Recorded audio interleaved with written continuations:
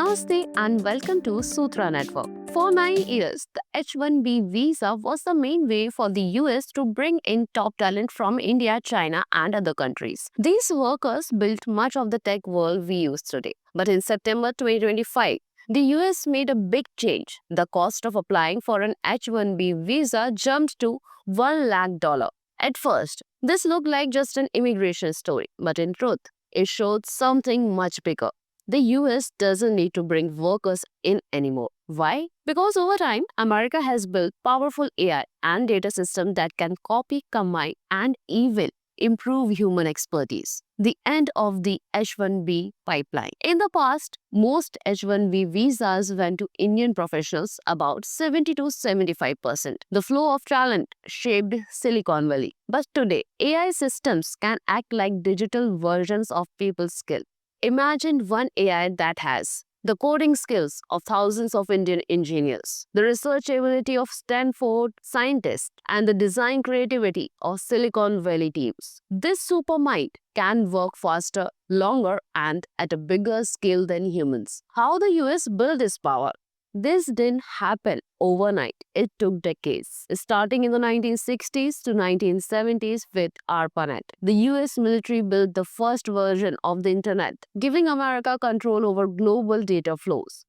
2013 PRISM leaks. Documents showed the US could access data from tech giants like Google and Microsoft. This revealed how human knowledge could be tracked and stored. 2017 Vault 7 leaks. Tools from the CIA showed how almost any connected device could be hacked for information. 2020 to 2025 Data center boom. The US built huge hyperscale data centers, now holding over half of the world's capacity. China and India grew too, but they still trail far behind. Together, these steps give the US the ability to collect, process, and use knowledge from all over the world.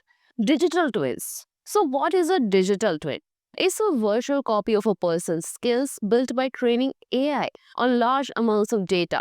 Unlike people, a digital twin works 24/7, learns non-stop, can scale to millions of tasks at once, and mixes the skills of thousands of experts into one. Some of the examples already exist. DeepMind's AlphaCode beat many human programmers in competitions. IBM Watson scans millions of research papers to create new ideas. This shows that digital twins are not science fiction, they are already working.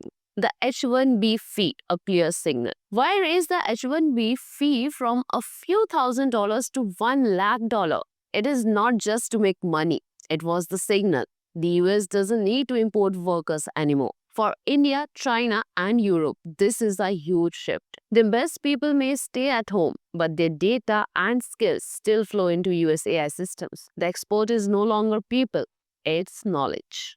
So, what are the global consequences? This change has serious effects. Data is the new export. Countries without their own AI risk sending their knowledge away for free. The US leads infrastructure. With more than half the world's hyperscale data centers, America is far ahead. Security risk grow. IBM found that 13% of US organizations faced AI-related breaches in 2025. As AI spreads, other countries will face the same risk. So here are the ethics and power.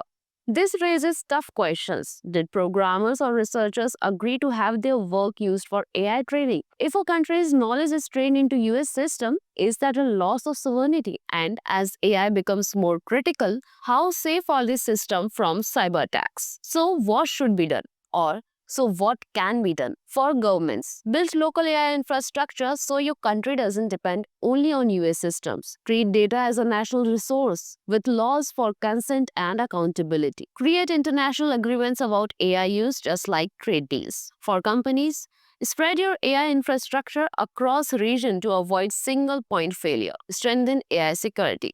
For people, focus on human-only skills, creativity, ethics, leadership, negotiation. These are harder for AI to replace. The H-1B fee hike is not just about visas. It's a sign of a new age, an age where the US doesn't bring in global talent, it virtualizes it. The competition is no longer about who can move people, it's about who controls the data, the models, and the infrastructure.